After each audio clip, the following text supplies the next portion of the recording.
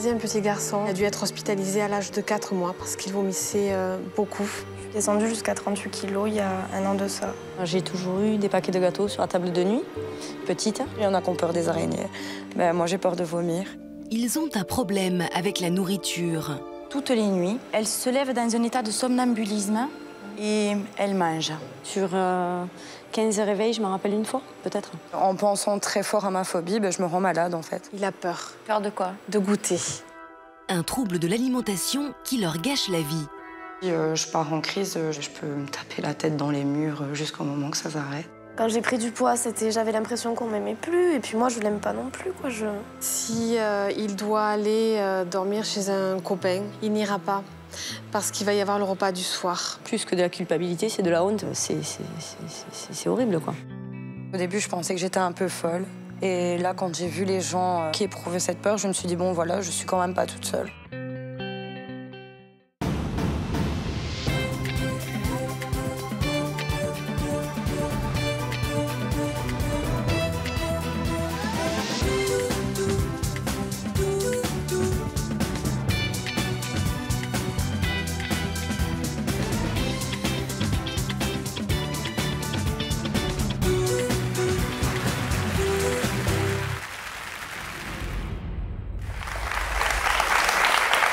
Bonjour à tous, merci de nous accueillir et merci à nos invités d'être présentes sur ce plateau.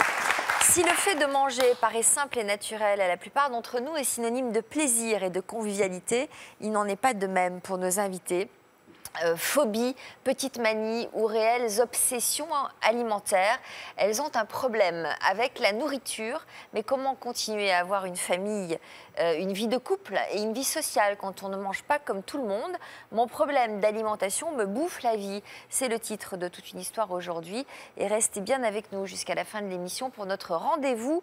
L'histoire continue. Nous retrouverons le fils de Jodassin, Julien, et il nous donnera de ses nouvelles. Ah ben oui, vous l'aviez reconnu, bien sûr. Oui, il ressemble à son papa. Mais d'abord, je vous propose tout de suite de découvrir en images l'histoire de Loredana.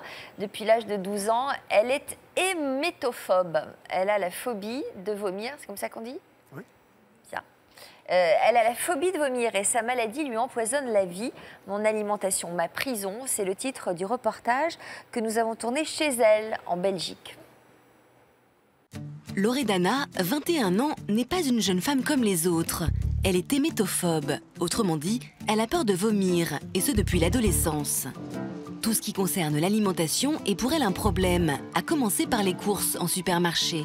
Il me faut toujours des produits très frais parce que si pas, ben, je risque d'être malade. Je choisis mes produits par rapport à la couleur. Par exemple, celui-là, ben, pour moi, ça va pas. Son aspect ici, tandis que celui-ci, ben, il est parfait. Il y a de la condensation dans le papier, donc je ne le mangerai pas. La jeune fille analyse tout avec minutie. Je ne sais pas avec quoi ça a été cuit, ni si c'était de la bonne viande ou pas. Et puis c'est cuit depuis quelques jours et c'est dans le rayon, quoi. Moi, quelque chose qui est cuit, je le mange le jour même. Et même au rayon des fruits et légumes, Loredana est suspicieuse. Je connais des gens qui ont été malades en mangeant un kiwi, donc maintenant je me méfie. J'en mange, mais ça provoque une crise d'angoisse chez moi. La phobie de Loredana l'a complètement coupée du monde. Elle a arrêté ses études, ne travaille pas et n'a quasiment pas d'amis. Le seul qui semble avoir accepté sa situation, c'est Sylvain, son compagnon. Ça va? Ouais. À la maison, Loredana ne mange que ce qu'elle se prépare. Elle n'a confiance en personne. La phobie de vomir, oui, ça me coupe du monde. J'ai du mal à me faire avec les gens à cause de ça, enfin, du moins à faire comme tout le monde, donc je suis un peu plus mise à l'écart que les autres personnes. Je m'empêche de beaucoup de choses par rapport à ça. Par exemple, je ne peux pas mélanger mes aliments, je ne peux pas prendre de dessert au restaurant, je dois faire attention à ce que je mange. Aujourd'hui, elle se cuisine des crevettes. Pourtant, elle sait que c'est un plat qui peut poser problème. Ça, tu vas pas avoir peur de les manger, c'est toi? Non, normalement, non. Je les ai sentis de toute façon, donc ils doivent être bons. Ouais? Ouais. Le déjeuner semble bien se passer. Pourtant, il n'est pas rare que Loredana fasse des crises d'angoisse à table. Dans ces cas-là, Sylvain est un peu démuni. Quand ça se passe mal, enfin, que la crainte arrive, elle est... Comment dire? Elle se referme sur elle-même. Ben, moi, je ne sais rien faire pour faire passer ses crises parce que elle doit se rassurer elle-même parce que moi, je suis là, mais je me rassure beaucoup. Je ne sers quand même pas à grand-chose. Ouais, mais tu me rassures beaucoup, ça fait beaucoup. Ouais, mais même que je suis là pour la rassurer, en fait, tant qu'elle n'aura pas pris un médicament ou quoi que ce soit, ne fût-ce que sortir prendre l'air pour dire, pour qu'elle se sente mieux, ben, il faut qu'elle fasse ça obligé, parce que j'ai beau dire n'importe quoi, ça marchera pas. Et justement, lorsqu'elle a envie de vomir, la seule solution qu'elle a trouvée, c'est de prendre sa voiture pour faire passer sa crise. Chaque fois que je fais une crise, vraiment, je prends la voiture, qu'il soit à 3h, 5h du matin. C'est un peu mon échappatoire quand ça va vraiment pas. J'ai les jambes qui tremblent, j'ai mal la tête, j'ai mal au ventre, enfin, j'ai mal vraiment partout. Loredana se sent seule, comme enfermée dans sa maladie. Pour la première fois depuis 9 ans, elle a décidé de prendre son problème à bras-le-corps. Aujourd'hui, elle a rendez-vous chez une psychologue.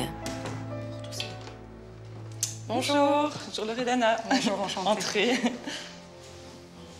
Je suis hémétophobe, donc j'ai peur de vomir. Ça fait bientôt 10 ans. Si je pars en crise, je peux devenir agressive, donc envers moi-même. Donc, comme j'angoisse, je peux me taper la tête dans les murs jusqu'au moment que ça s'arrête. Je suis plus moi-même, en fait, quand c'est comme ça. Donc, c'est un peu un calvaire parce qu'il n'y a personne qui peut m'approcher. Je préfère encore avoir une grippe et être hospitalisée une semaine dans un lit avec 42 de fièvre que de vomir. Des fois, je préfère qu'on me mette un flingue sur la tempe. C'est la première fois que Loredana ose parler aussi librement de sa phobie. La psychologue lui propose des exercices qu'elle pourra faire à la maison pour la confronter à sa peur. On peut imaginer qu'on va, à l'aide de petits exercices, provoquer des sensations de nausée. Et donc, ça ne va pas disparaître en l'espace de 2 mois. Maintenant, disparaître, je ne sais pas si ça va disparaître un jour, mais du moins que ça s'apaise. Pour la psychologue, il semblerait que le problème ne soit pas irrémédiable. Il y a une anxiété, c'est quelqu'un d'anxieux. Il va falloir à un moment donné faire face à ses peurs, pouvoir justement apprivoiser ses peurs et en faire quelque chose. Donc oui, je pense qu'elle peut vraiment évoluer favorablement, mais ça prendra un certain temps et puis il faudra qu'elle se donne l'énergie nécessaire pour y parvenir. Oui. Pour Loredana, il y a une lueur d'espoir pour la première fois. Je suis vraiment confiante pour l'avenir. J'espère que je pourrai travailler sur moi-même pour au moins apaiser ma peur.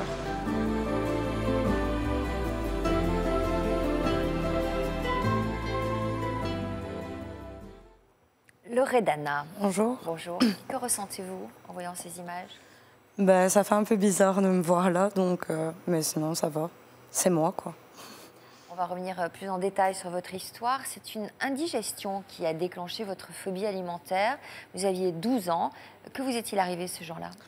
Donc j'avais 12 ans et j'ai mangé... mon papa m'a cuisiné des champignons, donc j'en ai mangé assez bien. Et après, je en ai redemandé, je les ai encore mangés. Et après ça, comme d'habitude, comme on avait l'habitude de faire, on a été se coucher, on a mangé une pâtisserie. Et ça m'est resté sur l'estomac. Donc à minuit, je me suis réveillée, j'étais pas bien, j'ai vomi et depuis, j'ai peur. Vous avez peur de vomir? Oui. Quel rapport vous aviez avec la nourriture avant ce moment-là? Avant, ça allait vraiment. Je mangeais beaucoup, n'importe quoi, parce que j'étais un enfant. Donc je mangeais des bonbons, des chips, de la viande, enfin tout en même temps, quoi. Et ça allait, tout allait bien. Donc ce soir-là, vous avez vomi, ça s'est vraiment mal passé? C'est lié, c'est un souvenir terrible? Oui, parce que j'ai vomi, donc je suis pas arrivée jusqu'aux toilettes, donc j'ai vomi partout dans la chambre, dans les escaliers, dans le salon. Et puis à force de vomir, je vomissais rouge. Je sais pas ce que c'était, et puis de toute façon, depuis ce temps-là, ça passe plus, quoi. À quel point vous étiez obsédée à l'idée de vomir? Donc tout juste après sa fin, tout juste. Les années qui ont suivi, donc je faisais des insomnies parce que je faisais des crises d'angoisse la nuit. Ça se passait la nuit. Donc je m'empêchais de dormir. Donc j'attendais que le soleil se lève pour aller dormir. Et puis je partais à l'école. Des crises d'angoisse liées à ça? Oui. Donc la nuit, ça se passait. Vous aviez tellement peur de vomir que vous étiez angoissée? Oui. Donc je me disais, en fait, comme j'ai vomi pendant la nuit cette année-là, pour moi, il n'y avait que la nuit que je pouvais vomir. Donc, la nuit, ça me faisait plus peur que la journée. Alors, comment on s'empêche de dormir? Je restais sur l'ordinateur. Et puis, à force 3-4 semaines comme ça, j'ai pris mon rythme de vie. Donc, je dormais de 5h30 du matin jusqu'à 6h30. Donc, je montais plus en haut. L'étage, je voulais plus le voir. Je dormais dans le fauteuil. Je partais à l'école. Je rentrais, il était 17h, 18h. Et là, je dormais, vu qu'il faisait clair, de 18 à 20h. Et voilà, j'ai pris un rythme de vie comme ça. Combien de temps vous avez tenu à ce rythme? Jusqu'à mes 18 ans. Donc, de mes 12 à mes 18. Oh là là. Sans dormir? Je ne dormais pas, non. Ou très peu, du moins. Donc mais après, vos parents s'en rendaient compte? Je ne pense pas, non. Ils pensaient plus à ma crise d'adolescence qu'à ça. Puis j'avais pas trop envie d'en parler parce que c'est un peu tabou. Donc je n'ai rien dit, quoi. Vous mangiez normalement à ce moment-là? Non, non, non. Donc je ne mangeais plus normalement. Je mangeais déjà toujours avant 18h. Donc après 18h, même si j'avais très faim, je ne mangeais plus. Je ne mélangeais pas mes aliments, enfin toujours maintenant. Donc j'attends quelques heures avant de mélanger du sucré et du salé, juste le temps de la digestion. Si je vais au restaurant et que je prends du poisson à l'entrée, je ne vais pas prendre de la viande après. Enfin, je fais tout pour ne pas mélanger mes aliments, quoi. Est-ce que vous avez peur que si ça se mélange, ça provoque des Ça me vomissements? provoque des nausées, oui, c'est ça. Alors, votre compagnon Sylvain est avec nous dans le public. Qu'est-ce que ça vous empêche de faire ensemble? Vivre comme tous les jeunes, sortir, boire un verre ou deux. Lorsqu'on va au restaurant, là, elle ne mange même pas le dessert, même pas. Et donc, on part toujours avant le dessert, toujours. Pourquoi vous ne mangez pas au restaurant? Je mange, mais pas le dessert, parce que c'est trop tôt après avoir mangé mon plat. Donc, il faut attendre minimum 4 heures avant que je puisse manger. Mais qui c'est qui a décrété ça? Sur Internet, j'avais vu qu'il fallait 3-4 heures pour digérer. Donc, j'attends d'avoir digéré avant de manger. Même si je sais maintenant, avec le recul, que ce n'est pas forcément le cas. Alors, on va saluer notre expert, Nicolas Sayuc. Vous êtes notre diététicien. Et vous allez tenter de nous apporter votre éclairage. Qu'est-ce que l'hématophobie, exactement? Hémétophobie, ouais. Depuis le début, on le dit, c'est cette peur de vomir qui s'est installée avec un événement particulier. Hein. Il s'est passé quelque chose, vous avez angoissé, et puis il y a eu le vomissement qui se passe mal d'une manière générale, et puis du coup, ça génère une autre angoisse. Et ensuite, dès qu'on va se retrouver dans une période stressante, on va avoir à peu près les mêmes symptômes, les mêmes douleurs au niveau de l'estomac, et qui fait qu'il va réactiver le schéma que vous avez créé. Et donc, il y a toutes les pensées qui arrivent au fur et à mesure, et puis toutes ces pensées vont augmenter cette angoisse, et qui fait que vous vous retrouvez face à une grande difficulté. Donc du coup, on se retrouve face à des gens qui ont, dès qu'il y a le moindre petit stress, il y a ces petites douleurs qui arrivent, on est mal, on ne sait pas comment faire, il faut fuir, il faut essayer d'éviter tout ce qui se passe pour pouvoir s'en sortir. Est-ce qu'on peut imaginer qu'un trouble alimentaire apparaisse comme ça du jour au lendemain, de manière, consécutivement à une absorption de champignons, par exemple? Il suffit de... C'est pas lié à une angoisse déjà installée? Mais c'est certainement un événement qui va déclencher tout le système. Et il y avait un contexte qui faisait qu'on était mal. Et puis ça révèle tout le système. Et si on a un peu d'angoisse profonde, du coup, ça s'instaure facilement. Il suffit que vous ayez en plus une culture alimentaire particulière, un rythme qui est perturbé, etc. Mais ça se cristallise. On y rajoute toute son angoisse du quotidien. Et du coup, ça se maintient de manière permanente. Ça se soigne? Oui, ça se soigne. On le voit en consultation, à l'hôpital ou en cabinet libéral. Je reçois des patients qui souffrent d'hémétophobie, donc vous êtes loin d'être la seule. Ça se travaille facilement, je dirais. Ça se travaille en psychothérapie pour pouvoir se sortir de ça, mais on se sort de l'hémétophobie. Il n'y a pas de problème, je dirais. Alors, comment ça se travaille? En faisant des exercices? Alors, principalement, il va falloir travailler sur des techniques de relaxation pour essayer de faire calmer l'angoisse. Déjà, on peut faire un travail sur une distinction de ces crises que vous avez. Parce qu'il y a des moments où on est anxieux parce qu'il y a un événement qui s'est déroulé dans la journée et c'est de l'anxiété avec des douleurs un peu particulières. Et puis il y a des moments où c'est autre chose, c'est dû à la digestion. Donc là, il faut apprendre à faire le distinguo entre ces moments de sensations alimentaires particulières de digestion et des moments de sensations d'angoisse. Donc là, je vous invite à prendre un carnet, à noter tous les jours la différence que vous avez au niveau de ces angoisses, où elles se situent, comment ça se passe, dans quel contexte, pour commencer un peu à clarifier tout ce que vous vivez. Parce que là, par exemple, il faut qu'elle aille chercher plus loin que l'absorption des champignons. Oui, voilà, il faut dépasser ça. Des angoisses qui sont antérieures. Et en plus, d'abord, il faut s'occuper, je vous dirais, du présent. il y a des angoisses qui sont maintenues du fait de ce présent, avec tout ce que vous générez. Vous voyez, quand vous allez au supermarché, vous êtes déjà dans un calcul, donc presque vous favorisez cet état d'angoisse. Vous le maintenez par toutes ces attitudes. Et au contraire, il faudrait apprendre à déjà se calmer au niveau de cette angoisse avec les techniques de relaxation et peut-être éviter de mettre tout en place ces stratégies parce que ça ne fait que provoquer une crise ultérieure. Donc, essayez de désamorcer. On ne désapprend pas, on peut apprendre de manière différente. Donc, peut-être apprendre à faire les courses de manière listée pour pas que vous arrêtez à tous les rayons et que vous, là, on le voit, vous déambulez dans le supermarché sans trop savoir où vous alliez. Donc, peut-être de bien lister vos courses pour aller à l'essentiel. Et essayer d'arrêter de calculer à chaque fois les risques qu'il pourrait avoir sur un aliment que vous choisissez. Katia.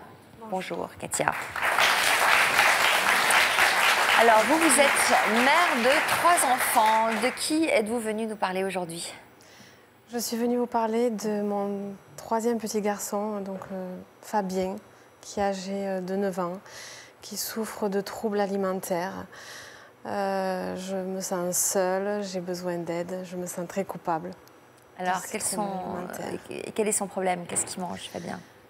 Fabien, actuellement, depuis toujours, mange de la croûte de pizza, des frites. Il mange de la sauce de la salade avec du pain, des tartines de moutarde. Il mange un yaourt, un laitage chocolaté, compote pomme, crêpes très très fines, pain de mie. Voilà. C'est tout. C'est tout. À quel moment ces premiers troubles alimentaires sont-ils apparus? Fabien, je l'ai allaité les 15 premiers jours après sa naissance et j'ai dû cesser l'allaitement et les troubles sont apparus à ce moment-là. Il avait le biberon et il avait pas mal de reflux, de régurgitation. De ce fait-là, il n'était pas bien. Il a dû être hospitalisé à l'âge de 4 mois parce qu'il vomissait beaucoup. C'est pour ça que vous dites que vous culpabilisez parce que vous n'avez pas pu l'allaiter? J'ai pas pu l'allaiter comme j'avais fait pour les précédents, oui. Pas autant de temps. Pas autant de temps. Donc il a été hospitalisé? Voilà. Donc après l'hospitalisation, eh bien, il a eu un traitement médicamenteux et les troubles sont revenus, malgré tout. C'est-à-dire il a recommencé à régurgiter? Voilà, à régurgiter, à avoir des vomissements. Donc ça a engendré un changement d'alimentation? Voilà. Nous avons donc, le pédiatre a décidé de solidifier l'alimentation de Fabien par des morceaux d'abord. Donc j'ai employé des petits pots industriels et en pensant donc, en solidifiant l'alimentation, qu'il aurait moins de reflux, moins de régurgitation et que ça serait pour lui un plaisir de manger et ça s'est avéré négatif. Ça s'est avéré négatif. Et alors là encore, vous vous êtes culpabilisé parce que Absolument. vous ne les avez pas fait maison? Absolument, vous avez tout compris, Sophie. Je comprends que vous cherchez tous les moyens de culpabiliser, surtout. Je ne sais pas si c'est... Et pourquoi vous ne lui faisiez pas des purées maison à ce moment-là? Alors j'ai attaqué plus tard, mais il ne les a pas aimés. Il n'a pas aimé. Il n'a pas voulu. Donc la pédiatre a dit, bien puisque ça ne marche pas, donc je connais assez bien la pédiatre, elle m'a dit, puisque ton alimentation ne marche pas, on va faire moitié petits pots industriels, moitié alimentation maison. Ça n'a pas marché. Et elle m'a dit, on refait un retour en arrière complet avec petits pots et moyenne. Ça peut marcher. Par exemple, pour le lait, vous voyez, on a tenté au bol. Puisque c'était logique qu'ils boivent le lait au bol avec du cacao, par exemple.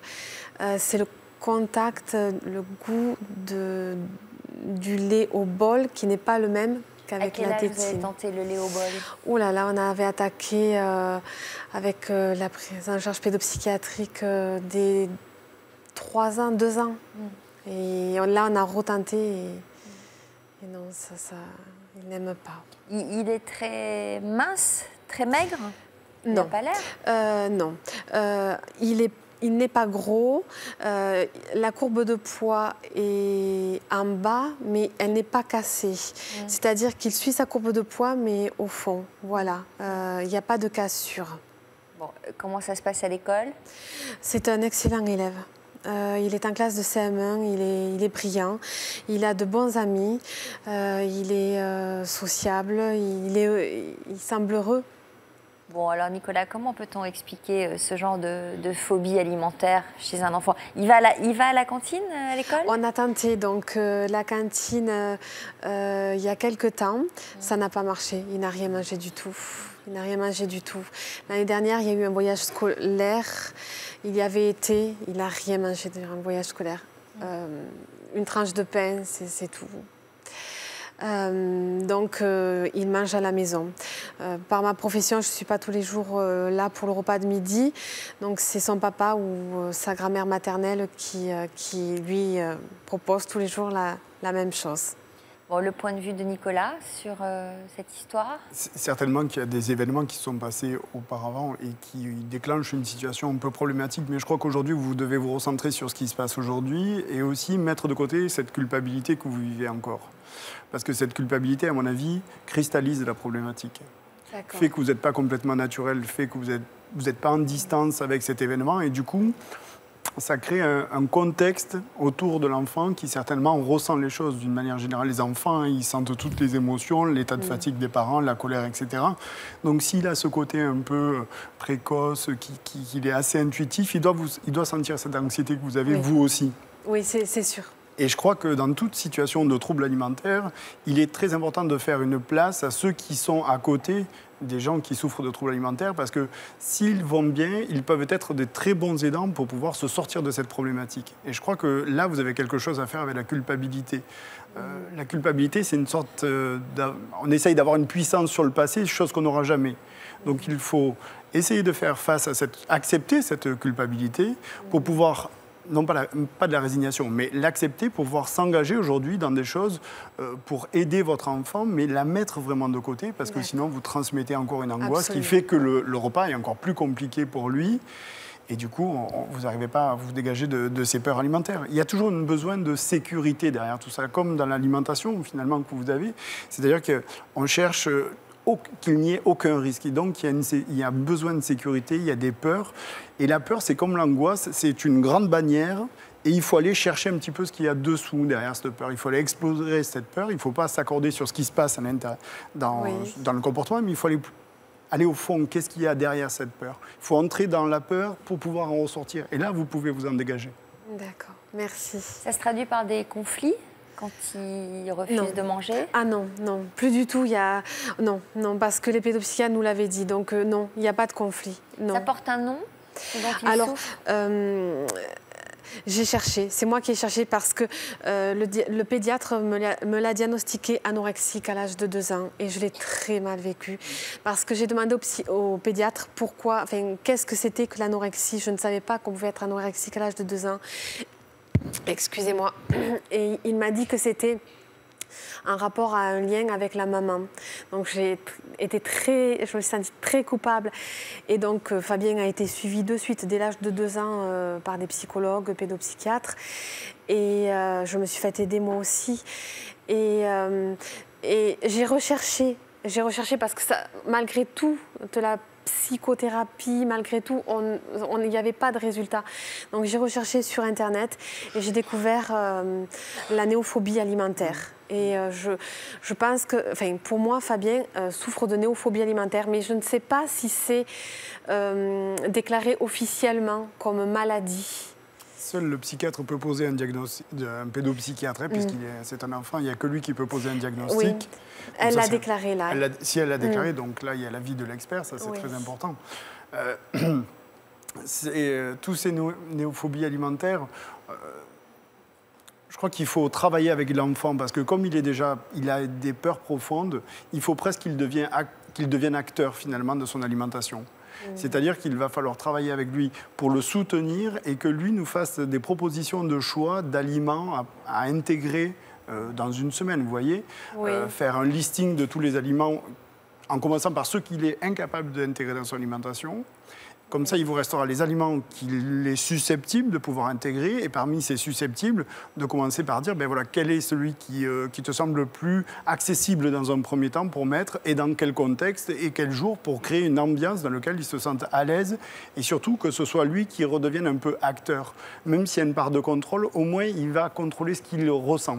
Et peut-être que là, vous pouvez essayer de faire un petit pas au fur et à mesure. Vous devriez avoir un peu de progression. Ça risque de stagner, parce qu'il va vivre encore des événements qui rajoutent de l'angoisse, donc ça fera que par étapes, si vous voulez. D'accord. Le plus important, c'est qu'il n'y ait pas de cassure de la courbe de croissance. Oui, il y en a pas. Voilà, ça c'est déjà une bonne chose. Oui. Laura, bonjour. Merci. Bonjour. C'est vous qui avez répondu à notre appel à témoins. Pour quelle raison? Parce que Mélanie et moi, on se connaît depuis l'âge de 12 ans. On vit comme des sœurs. Et je sais ce qu'elle vit tous les jours. Qu'est-ce qu'elle vit? Elle souffre du night eating syndrome, c'est-à-dire que dans la nuit, toutes les nuits, elle se lève dans un état de somnambulisme et elle mange. Et elle mange de tout. Voilà. Donc vous êtes témoin de ça? De ça, parce que je le sais, parce que voilà. Ça n'a jamais été tabou, on en a toujours discuté. Et on ne connaissait pas cette maladie, on ne savait pas que ça avait un nom. On ne savait pas. Et un jour, j'étais dans mon canapé. Elle sait que je regarde régulièrement l'émission. Ça faisait plusieurs jours que je ne pouvais pas la regarder.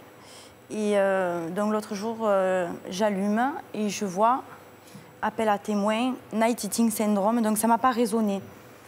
Mais après, j'ai entendu donc, vous souffrez, vous mangez la nuit. Et ça a fait tilt. Et de suite, je l'ai appelé. Comment vous avez réagi? Moi? Oui. Alors, sur le moment, j'ai dit que... J'ai rigolé. J'ai rigolé, parce qu'en fait, début de semaine, moi, j'ai vu l'émission et j'ai vu l'appel à témoins. Un quart de seconde, j'ai pensé appeler, puis je suis trop réservée pour le faire. Et je me suis dit, si Laura est devant la télé, dans 5 minutes, j'ai un appel. Ça n'a pas raté. 3 jours après, ça n'a pas raté. Voilà. Et donc, vous avez été quoi, soulagée qu'elle vous demande de participer à cette émission, ou plutôt angoissée à cette idée? Angoissée, réfractaire, je voulais Vous lui avez dit non? Je lui ai dit non, catégorique. Alors, avec quel mot vous avez su la convaincre, Laura? C'est la première fois qu'on entendait vraiment le nom de cette maladie. Donc, si ça a un nom, ça a une solution, je pense. Est-ce que vous étiez dans le déni de ça? Moi, oui, totalement. Ouais. Total. Donc là, c'est la première fois que vous mettiez un nom? Je mettais un nom sur la maladie, enfin, sur le syndrome. Donc, les mots que vous avez trouvés pour la faire venir, c'est quoi? Que donc, elle n'était pas toute seule. Parce que d'ailleurs, elle me l'a dit. Elle m'a dit, tu vois, je ne suis pas toute seule. Forcément, elle n'est pas toute seule. Donc, je connais l'émission. Je sais qu'ici, il y a des spécialistes. Donc, je savais que forcément, elle rencontrerait quelqu'un qui, à un moment donné, pourrait l'aider. J'espère que c'est le cas. Et donc, vous l'avez convaincue? Bien sûr. Elle vous a convaincue? À force. Parce qu'elle n'est pas toute seule. À force, à force. Vous avez mis combien de temps pour la convaincre? 2 jours, même pas. Même pas. Alors, à quel moment vous avez commencé à vous lever la nuit pour manger? De ce que j'en sais, toujours. Voilà. Toujours. De ce qu'en disaient mes parents, j'ai toujours eu des paquets de gâteaux sur la table de nuit, petite. Je ne les mangeais pas forcément, mais... ça vous rassurait? Ça me rassurait, je pense. Donc, vous avez toujours eu des fringales nocturnes? Toujours. À l'âge de 14 ans, vos parents ont commencé à s'inquiéter et ils ont consulté votre généraliste. À ce moment-là, il vous a donné un traitement? Il m'a donné un traitement, on va dire, d'hypnotique, de médicaments pour dormir. Ça n'a pas fonctionné. Ça prenait le dessus. Pour autant, vous aviez quand même faim la nuit? Je me levais quand même la nuit. Enfin, c'est pas une faim. C'est assez difficile à définir parce que c'est pas du tout la faim. C'est une pulsion, voilà, comme on dit, une pulsion. Qu'est-ce qui se passe alors la nuit? Vous vous levez, vous allez... Je me lève, les 3 quarts du temps, je ne suis pas consciente de ce que je fais. C'est comme si vous étiez somnambule. C'est du somnambulisme. Ça en fait partie parce que je suis aussi somnambule. Donc je me lève et je vais directement placard à gâteau en premier, sucré. Mais à l'étage, dans votre chambre, ou vous allez dans la cuisine? Dans la cuisine. Non, non, non, je vais dans la cuisine. Aucune, de toute façon, à la maison, la règle, et aucune nourriture rentre dans les chambres. Je ne sais pas si c'est lié, mais aucune nourriture rentre dans les chambres. Donc, je vais directement au placard à gâteaux. S'il n'y en a pas, ce sera le frigo. S'il n'y a rien dans le frigo, ce sera du pain dur. Ce sera n'importe quoi qui se mange. Et ça peut vous arriver plusieurs fois par nuit? Les bonnes nuits, c'est 2 fois. Les plus mauvaises, on va dire, c'est 15 à 20 fois. Avec un intervalle de combien entre chaque Les heures. Voilà. Alors, vous avez rencontré votre futur mari à l'âge de 22 ans. Comment a-t-il découvert vos troubles? Alors, au début, on dormait chez ses parents, donc une nuit, ça va, je me maintiens, ça. On a commencé à en parler un peu, puis on s'est installés ensemble un an après. Les premières nuits, ça le réveillait, il se demandait vraiment ce qui se passait. Il avait vraiment... Enfin, et puis après, il s'y est habitué? Ben après, plus ou moins, on va dire que oui, ben c'est comme une routine, on rentre dans la routine où plus ou moins il s'habitue, ou il ne m'entend pas toujours. Mais ça ne vous a pas calmé d'avoir trouvé un mari qui dorme avec vous? Ça ne vous a pas apaisé? Ça ne m'a pas apaisé du tout. Et donc, vous pouviez continuer à vous lever jusqu'à plusieurs fois par nuit? Jusqu'à plusieurs fois par nuit, tout à fait. Vous avez eu des enfants? Combien d'enfants? J'ai 2 enfants. Alors là, est-ce que ça a apaisé vos crises? Non. Au contraire? Je crois qu'au contraire, ça les a empirées. Les crises ont été empirées. Ça a été empiré. Et c'est donc là que c'est passé de 15 à 20 fois par nuit. Voilà. Alors, quelqu'un pouvait faire quelque chose pour vous contre ces crises? Que vous disiez les médecins? Qui consultiez-vous? Alors, à ce moment-là, j'ai retenté un peu de l'homéopathie, de l'acupuncture. À l'adolescence aussi, j'avais essayé l'endocrinologue. J'ai essayé... voilà. Comment vous vous sentez le lendemain matin quand vous vous êtes levé plein de fois dans la nuit? Ça doit être épuisant. C'est déjà fatigué. Vous vous en souvenez de tous ces réveils? Pas toujours. Pas toujours. On va dire que sur 15 réveils, je me rappelle une fois, peut-être. Et encore. Même réveillé, je ne le contrôle pas. Qu'est-ce que vous mangez la nuit? Ça peut être 12 pots de... une nuit type, ça peut être 12 pots de yaourt, 2 pots de pâte à tartiner, un fromage, une baguette de pain. Voilà. Et la journée, vous mangez? La journée, le midi, je ne mange pas. De part déjà mon travail. Le matin, je ne peux pas manger. C'est un café et il n'y a rien d'autre qui passe. Et par contre, le repas du soir, oui. C'est pour moi très important. C'est le seul moment où on se retrouve tous les 4. Donc je tiens à me mettre à table avec mon mari, mes enfants. Mais je mange en quantité raisonnable. Enfin, je veux dire, je ne mange pas à outrance. Mais c'est après, c'est dès qu'il y a de l'endormissement, voilà, le réveil, il faut manger. Et alors, est-ce que vous avez essayé de ne rien avoir dans les placards, ni dans les placards à gâteaux, ni dans le réfrigérateur, ni de pain dur, rien du tout? Alors, on a essayé beaucoup de choses. Mon mari a essayé, en rentrant des courses, de mettre tout ce qui était gâteau ou autre en hauteur, donc en hauteur. Je me lève, je vais chercher le tabouret, je monte. Il y a quelque temps, j'ai dû subir une intervention chirurgicale. Donc, qui dit intervention chirurgicale dit être à jeun le lendemain matin. J'ai été obligée de fermer la chambre à clé, de cacher la clé. Ça a marché, ça? Je me suis réveillée, mais je pense que j'ai réussi à me raisonner en me disant que bon, mais, il fallait vraiment... Enfin, ça a été la première intervention chirurgicale où je suis réellement allée à jeun. Alors Nicolas, est-ce que vous pouvez nous éclairer sur ce night eating syndrome? Alors déjà, il y a une grande souffrance dans votre situation et comme tous les patients qui souffrent de night eating syndrome, c'est quelque chose qu'on connaît.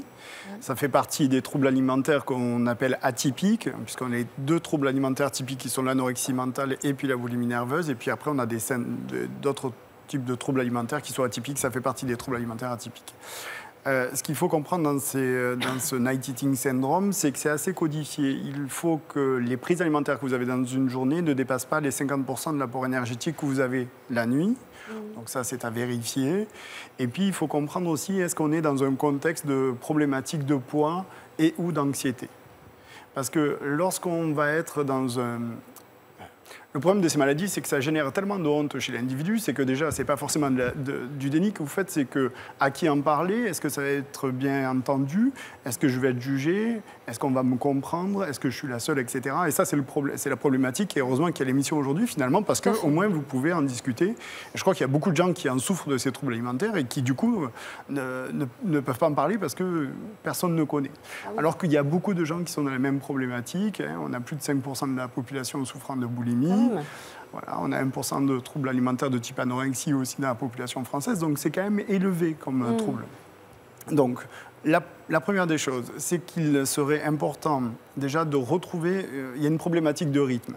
Parce que si on mange moins d'une manière générale, on a une difficulté sur le corps, sur la capacité à pouvoir percevoir ses sensations corporelles, la faim, le rassasiement. Donc, ça peut générer une partie des impulsions alimentaires. Il faut comprendre que ces impulsions alimentaires, elles peuvent avoir plusieurs portes d'entrée.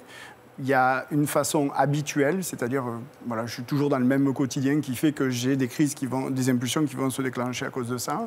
J'ai des impulsions alimentaires qui peuvent se déclencher parce que j'ai pas assez mangé dans une journée et du coup, je vais avoir la sensation de faim alors qu'il se perturbe, mais qui est derrière tout ça.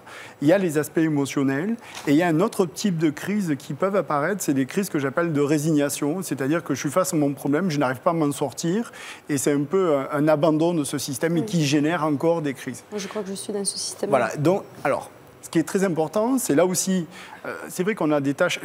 Ce qui est le plus répondant, c'est les thérapies cognitivo-comportementales associées à de la nutrition. Les deux associés, on arrive à vous sortir de ces problématiques-là, de tous ces troubles alimentaires. On a plutôt des bons effets aujourd'hui pour vous aider. Ce qui est important, ça va être là aussi de repérer, si vous le pouvez, le lendemain, de faire un peu un retour sur ce qui s'est passé la nuit, de noter est-ce qu'il y avait des crises de type plutôt angoisse, stress, nervosité, etc., état de fatigue et autres. Est-ce qu'il y avait, donc, là, je disais les émotions, est-ce que vous aviez assez mangé dans la journée, est-ce que c'est une crise d'habitude ou est-ce que c'est des crises de résignation? Pour aussi voir est-ce qu'il n'y a pas une rythmicité de ces crises. Ensuite, il est important d'observer le type de crise et comment elle se déroule. Parce que lorsqu'on s'alimente mieux, déjà, l'impulsion et la perte de contrôle qu'on a de l'impulsion va se modifier. Si vous voulez, le fait de ne pas avoir assez mangé, quand vous allez avoir une impulsion alimentaire, vous risquez de manger toujours beaucoup plus et de culpabiliser. Et donc, la peur de grossir associée va vous faire contrôler le lendemain. Donc là, il y a un mécanisme d'anticipation qui pose problème et il est nécessaire de mieux s'alimenter pour éviter ces impulsions qu'elles aillent trop loin. Donc, il faut reprendre le niveau émotionnel et il faut retravailler la nutrition pour pouvoir se sortir de ce mécanisme-là. Et alors, en fermant la porte à clé toutes les nuits, en cachant la clé, vous avez essayé ça? On a essayé. Et alors? On a essayé quelque temps au début de notre... C'est comme un drogué en manque, en fait. Donc, la première nuit, ça va aller. La deuxième nuit, je vais commencer à chercher la clé. Et alors, la troisième nuit... Il se passe quoi? Je pousse mon mari, je cherche sous les coussins, dans les placards, je démonterai la chambre pour pouvoir sortir. Voilà, c'est moi l'effet que ça me fait, c'est vraiment l'effet de manque, quoi. Enfin, et quand vous changez de lieu, quand vous allez dormir chez des amis, il se passe quoi? Alors quand je vais dormir chez des amis, la première nuit, je contrôle. Deuxième nuit, c'est fini. Je ne contrôle plus rien, je me lève quand même. Et alors là, le sentiment le lendemain matin, c'est plus que de la culpabilité, c'est de la honte parce qu'on n'est pas à la maison. C'est horrible, quoi.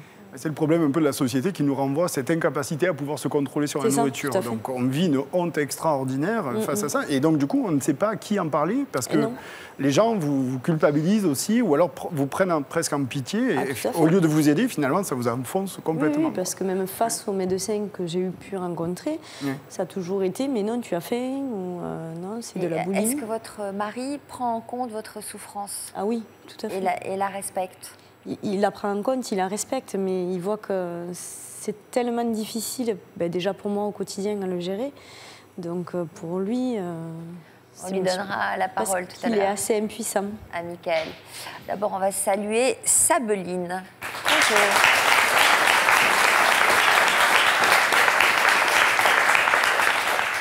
De quel trouble alimentaire souffrez-vous? On va dire que c'est des périodes, ça peut être de grosses périodes de restriction jusqu'à des périodes où je vais manger tout ce que je trouve, quoi. Mais tout. Donc anorexie, boulimie? Voilà, mais après les gens le qualifient comme ça, mais moi c'est vrai que j'aime pas qu'on dise ça parce que je me considère pas malade. Et c'est vrai que c'est des mots forts pour moi, pour ce que c'est. Alors, vous ne considérez pas comme malade, mais vous avez conscience quand même que vous souffrez d'un trouble alimentaire. Oui, mais moi, j'en ai conscience. Mais les autres, non, parce que vu que c'est soit trop, soit pas assez, dans les deux, ça s'équilibre, donc il n'y a que moi qui le sais. Donc, à quel moment votre rapport à la nourriture a changé? Ça a été à l'adolescence, forcément, avec la crise d'adolescence, et puis aussi à savoir que petite, je mangeais pas correctement non plus, du fait de la situation familiale, et du coup, avec l'adolescence qui est arrivée, ça a été je peux plus m'accepter, je suis trop grosse. Parce que la situation familiale, c'est quoi, été instable? Oui, très instable, et du coup, j'ai fait une dépression à mes 15 ans, donc suite à la prise de médicaments pour soigner tout ça, disons que j'ai pris 20 kilos d'un coup, en fait. Et là, j'ai pas pu supporter, c'était pas possible. Je m'en suis rendu compte en faisant craquer un jean et moi je comprenais pas, ça me faisait rire et après non. Là, c'est vraiment là que je me suis rendu compte que je m'alimentais pas correctement, pas comme les gens qui avaient à côté de moi. Et... Donc à cette époque, combien de temps vous pourriez rester sans vous alimenter pour maigrir? Au début, ça allait. Au début, ça a été 2 jours. Puis après, c'était un peu dur à tenir. Alors, on prend des excitants avec le café, on prend beaucoup de café, beaucoup de choses qu'on sait qui vont nous faire tenir sur la durée. Et puis, au fil des années, ça peut passer jusqu'à 1 mois et demi. Sans manger? Sans manger. Comment ça? Vous mangez rien pendant 1 mois et demi? Non, non. Mais qu'est-ce que vous prenez pour rester du en vie? Du café, des excitants. Et puis quand je sens que, par exemple, quand je suis au travail, que j'ai la tête qui tourne ou quoi, ben ouais, je vais reprendre un café ou je vais aller boire un verre d'eau parce que je me dis, bon, ça comble. Ou je mentalise tout et je me dis, vas-y, tiens, c'est bon. Vous êtes descendu jusqu'à combien de kilos? Je suis descendue jusqu'à 38 kilos il y a 1 an de ça. Vous êtes dans quelle phase actuellement? Eh bien là, elle a changé il y a 3 jours. Là, c'était... avant, c'était restriction. Donc ça a dû durer quoi, 3 semaines. Et il y a 3 jours, je sais pas, ça m'a pris, c'est je remange. Donc là, c'est dans la période je remange, mais je me culpabilise aussi. Donc voilà. Ça ne vous laisse jamais tranquille? Non, jamais. Ça vous prend la tête, comme on dit? Non, je me lève avec, je mange avec, je dors avec, je me couche avec, je fais tout avec. Est-ce que vous travaillez? Oui. Où? En restauration. Dans une pizzeria. Tous les petits boulots que je trouve, je pose des CV partout et c'est tout le temps restauration. Donc, Nicolas, les troubles alimentaires interviennent généralement dès le plus jeune âge ou ça peut survenir plus tard? Alors, on a les situations d'anorexie du nourrisson qui existent, donc ça commence très très tôt. On a un virage qui peut exister à partir de 8 ans parce qu'il y a un début de prise de conscience de l'image du corps juste avant la puberté et on a souvent le corps de l'enfant qui va s'étoffer plus qu'il ne va grandir. Donc, c'est bien souvent l'époque où on va recevoir des critiques positives ou négatives de l'entourage et ça va marquer l'individu qui va vivre cette croissance, qui va se trouver parfois un peu gros et qui va rester avec cette image en tête de gros. Alors que peut-être au niveau du poids, il est tout à fait normal. Et cette image qu'on garde de cette grosseur de ce corps, finalement, va nous amener toujours à contrôler cette nourriture pour éviter que le corps ne déborde. Et là, d'un seul coup, toute l'alimentation devient intellectualisée pour essayer de contrôler ce corps, pour ne pas devenir gros ou ne pas devenir cette image qu'on a dans le miroir et essayer de descendre au fur et à mesure.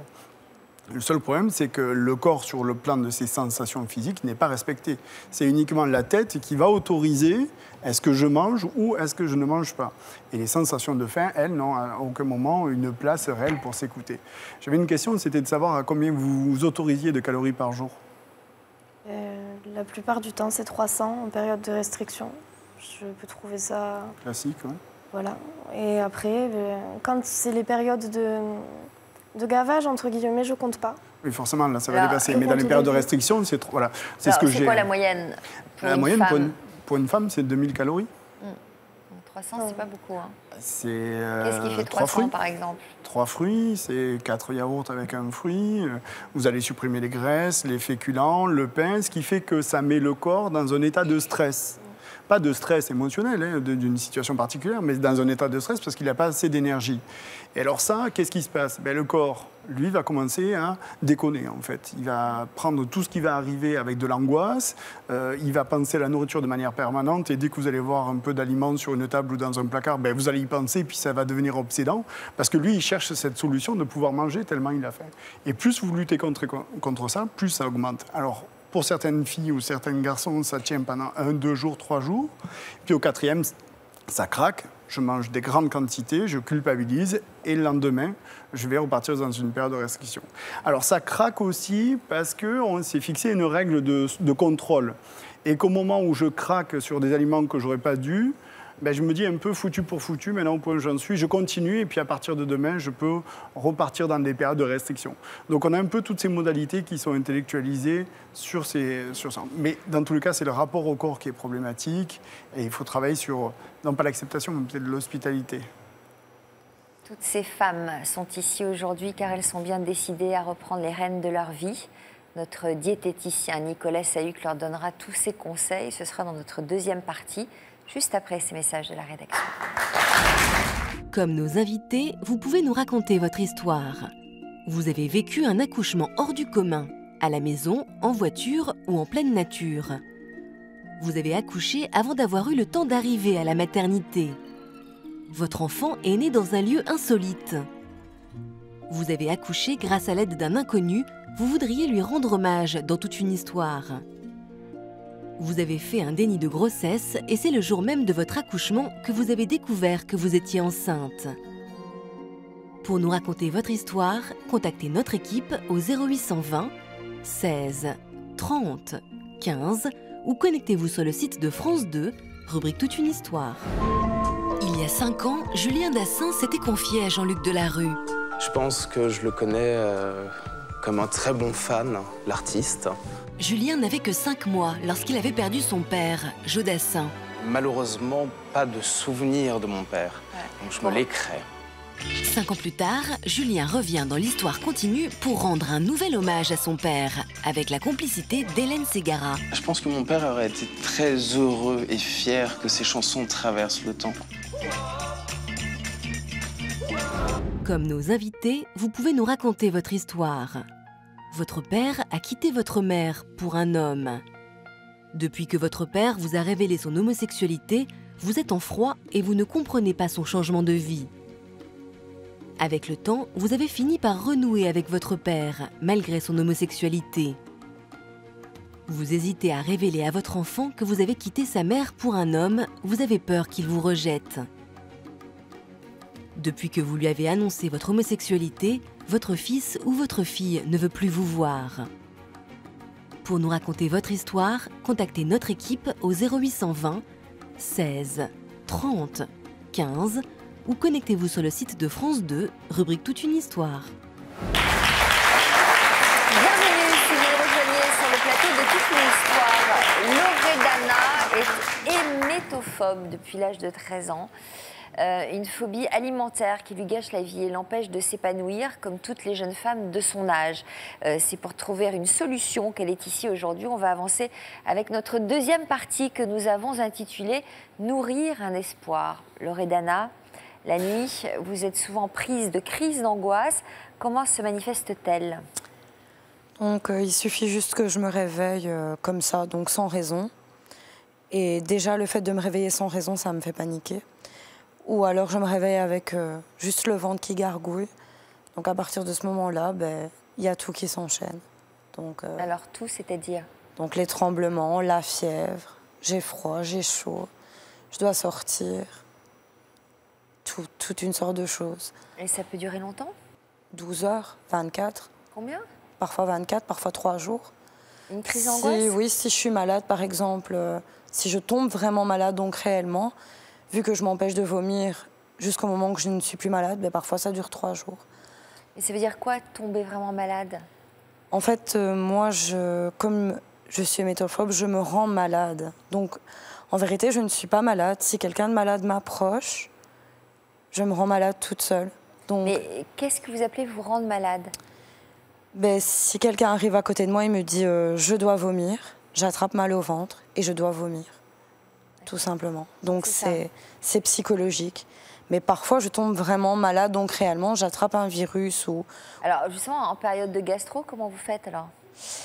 J'évite tout le monde, le plus possible. Enfin, j'évite déjà mon frère et ma sœur parce qu'ils vont à l'école et je sais qu'eux, ils peuvent ramener le virus. J'évite le froid, parce que c'est en général les périodes de froid. J'évite un peu tout, parce que ça me fait trop peur. Et j'évite même les salles d'attente du médecin, en fait. Et les hôpitaux et tout ce qui va avec. Vous n'en avez jamais attrapé? Depuis ce temps-là, non. Enfin, j'en ai certainement attrapé, mais j'arrive à contrôler mon corps. Donc, je vomis pas. J'arrive à ne pas vomir. C'est vrai que c'est encore une histoire de contrôle sur le corps, tout ça. Ouais, de contrôle et besoin de se sécuriser. C'est assez proche de l'anorexie. Ouais. Bah, alors l'anorexie, il y a un rapport au corps et puis il faut absolument vouloir perdre du poids, il faut contrôler le poids. J'ai perdu énormément de poids. Je pesais, le plus bas que je suis descendue, c'était 43 kilos. Ici, j'ai repris du poids, c'est à cause de la pilule. Sinon, je mange pas grand-chose. Et donc, à mes 12 ans, je pesais 60, voire 70 kilos. À mes 14 ans, j'en pesais 43. Il y a souvent dans les troubles alimentaires un premier contexte où on a pris énormément de poids, où l'individu va vouloir mettre en place un régime et puis commence à contrôler son corps de cette manière-là et son alimentation. Puis c'est là où ça glisse complètement dans la situation. Et comme je disais tout à l'heure, c'est-à-dire que moins on mange, plus on augmente son anxiété. Oui. Et c'est pour ça qu'il est important de bien écouter son rythme alimentaire pour éviter qu'on se retrouve dans des périodes de surstress parce qu'on n'a pas assez mangé. Oui, parce que par exemple, quand je mange pas assez, j'attrape la nausée quand même. Donc, si je mange trop, j'ai la nausée, mais si je mange pas, j'ai la nausée. Alors peut-être que vous avez à identifier quelle est la différence entre ces deux types de nausées. Parce qu'il y en a peut-être une qui va s'approcher plus d'une sensation de faim. Vous savez, quand on a une sensation de faim, certaines personnes ont des douleurs au ventre, ça gargouille, oui, voilà. C'est très spécifique pour ça. Et vous devez apprendre à différencier... Mais quoi qu'il en soit, les nausées... Quand je n'ai pas mangé et les nausées quand j'ai mangé, je me les provoque moi-même, je le sais. Parce que quand je n'étais pas au courant que, par exemple, on pouvait avoir la nausée parce qu'on avait faim, mais j'avais pas ça. Donc ça aussi, je me les provoque toute seule. Je suis un peu hypochondriaque aussi, parce que je me provoque la maladie. Donc si mon compagnon a une gastro-entérite, il faut genre 2-3 jours pour l'attraper, ben moi... 15 minutes après, j'ai l'art de l'avoir, dans tous les sens du terme, voire pire que lui. Hein. Vous le fuyez pas, votre compagnon, s'il a une gastro-entérite? Si, je le fuis, mais rien qu'à savoir qu'il a été dans mon environnement, ne fût-ce qu'une heure en étant pas bien, hier, il m'a dit je suis ballonnée. 10 minutes après, j'ai été ballonnée et j'ai dû rester couchée. Il faut peut-être aussi vous poser cette question. Pourquoi vous voulez vous rendre malade? Quel sens ça a pour l'entourage de vous voir malade? En plus, dans ma tête, je sais que c'est psychologique, tout ça. Donc parfois, j'arrive à me contrôler en me disant bon, ça, c'est toi qui viens de te le provoquer. Donc tu vas pas être malade. Maintenant, tu restes tranquille et t'arrêtes. Et puis, je me dis et si je ne me l'étais pas provoqué moi-même. Et hop, ça s'enchaîne directement. C'est une lutte entre des pions blancs et des pions noirs sur un échiquier. Oui, je suis tout à fait consciente, en plus, que je me provoque ça, et voilà, mais j'arrive pas à m'en empêcher. C'est pour ça que la question a été, qu'est-ce qui fait que vous avez besoin de tenir ce rôle de malade? Je sais pas. Je sais pas. En fait, j'entretiens ma peur toute seule. Hein. Au lieu de la fuir, comme vous disiez tout à l'heure, non, je l'entretiens. Je fais toutes les choses qui pourraient... Ça vous fait du bien d'en parler aujourd'hui, là? Oui, parce que j'en ai jamais trop parlé à personne, parce que c'est un peu pris à la légère, en fait. Hein. Quand je dis j'ai peur de vomir, on me regarde, on me fait t'as peur? Bah oui. Tout le monde a une peur, je pense. J'ai regardé sur Internet, il y a des gens, ils ont peur d'éternuer, il y a des gens, ils ont peur de rougir, il y en a qui ont peur des araignées. Moi, j'ai peur de vomir. Vous êtes déjà monté sur un bateau? Non, et je monterai jamais sur un bateau non plus. Non, mais je me dis peut-être qu'il faut... Est-ce qu'il ne faut pas carrément soigner le mal par le mal? Oui, voilà. Carrément. Je me suis dit, peut-être que si un jour je suis vraiment malade, donc que j'arrive pas à l'éviter, peut-être qu'à ce moment-là, ce sera le déclic. Mais donc... C'est pas une bonne technique, ça? Je ne suis pas au courant d'études qui a prouvé ça. Le problème un petit peu de l'hémétophobie, c'est que parfois, donc, il y a des périodes vraiment sans crise.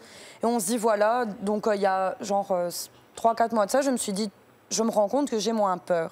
Je fais plus de crise. En fait, j'avais plus trop le temps de penser à ça. Donc, je me dis, voilà, je fais plus de crise, je suis tranquille. J'en ai fait une et je me suis rendu compte qu'en fait, non, je suis toujours bas et bien bas.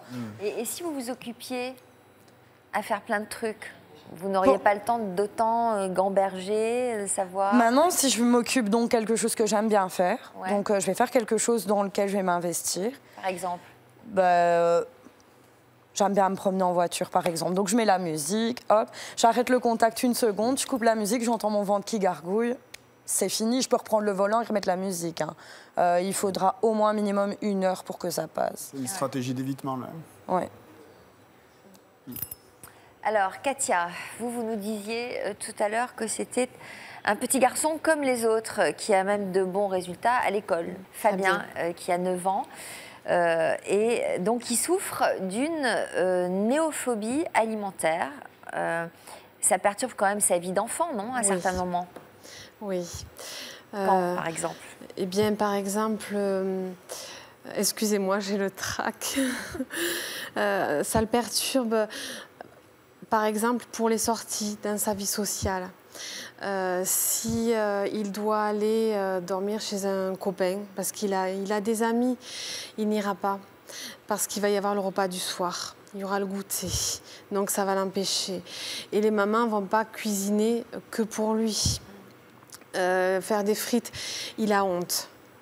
Les gens croient que c'est de la comédie, que c'est un enfant qui est difficile, qu'il est mal, entre guillemets, éduqué. Si c'était eux, ils auraient fait différemment.